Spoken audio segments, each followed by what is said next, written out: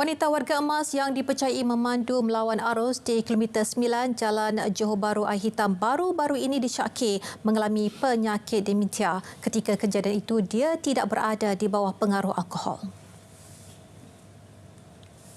Ketua Polis Daerah Johor Bahru Utara ACP Valverde Singh Mahinder Singh memaklumkan suspek ditahan pihaknya petang semalam di kawasan Iskandar Puteri.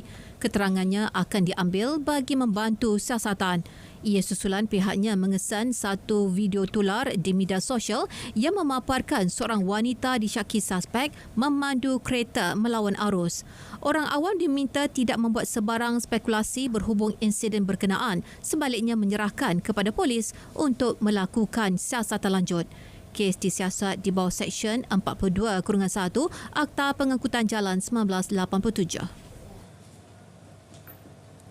Peniaga Bazar Ramadan di Johor diingatkan supaya menjaga kebersihan premis termasuk mengurus sisa atau sampah dengan baik sekaligus dapat mengelak pembiakan nyamuk Aedes dan mengekang penularan denggi. Dan ini susulan peningkatan kes tersebut di negeri itu.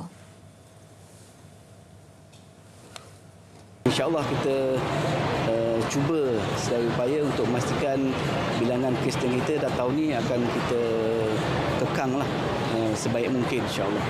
Kalau ikut trend dijangka tahun ini lebih tinggi berbanding dengan tahun sebelum ini. Jadi kita kena buat sesuatu yang lebih agresif supaya kita dapat mengekang. Orang ramai juga diseru mainkan peranan dan amal aspek kebersihan. Antara punca peningkatan kes denggi, cuaca yang tidak menentu selain pergerakan masyarakat yang meningkat pada musim perayaan. Beliau berkata demikian selepas merasmikan Majlis Sambutan Hari Buah Pinggang Sedunia 2024 peringkat negeri Johor di Iskandar Puteri. Jabatan Kemajuan Islam Malaysia JAKIM sentiasa komited memantau peruntukan yang disalurkan kepada setiap negeri, terutama melibatkan golongan sasar seperti mu'alaf, dan ini termasuk di kawasan pendalaman Sabah dan Sarawak. Timbalan Menteri di Jabatan Perdana Menteri Hal Ehwal Agama, Senator Dr. Zulkifli Hassan berkata, pemantauan bukan sahaja dari segi penggunaan keuangan tetapi sejauh mana program tersebut memberi impak kepada masyarakat. Selain itu, program yang dilaksanakan mengambil kira budaya lokaliti setempat.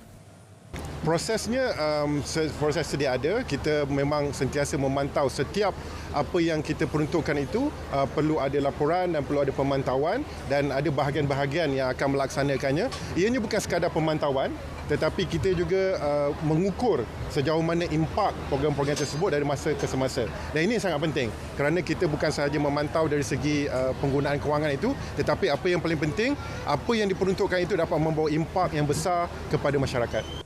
Beliau berkata demikian kepada pemberita selepas Majlis Sambutan Mahabah Tahun Baru Cina bersama Saudara Muslim Peringkat Kebangsaan tahun 2024 di Kampung Moreton, Melaka.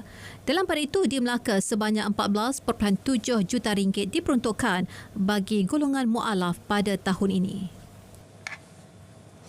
Kira-kira 500 orang menyertai sambutan Minggu Keharmonian antara penganut agama sedunia peringkat Negeri Sembilan. Menurut Pengarah Jabatan Perpaduan Negara dan Integrasi Nasional Negeri Sembilan, Salasia Hashim, program itu kali kedua diadakan di Negeri Sembilan yang merupakan satu daripada 4 negeri yang dipilih bagi melaksanakan program tersebut.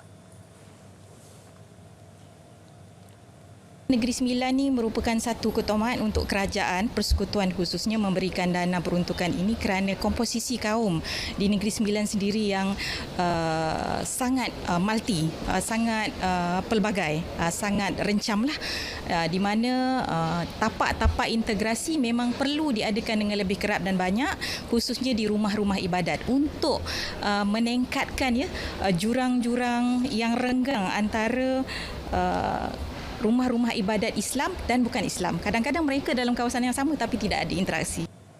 Beliau berkata demikian ketika ditemui selepas menyempurnakan flag off program berkenaan ke rumah ibadat yang lain di Seremban.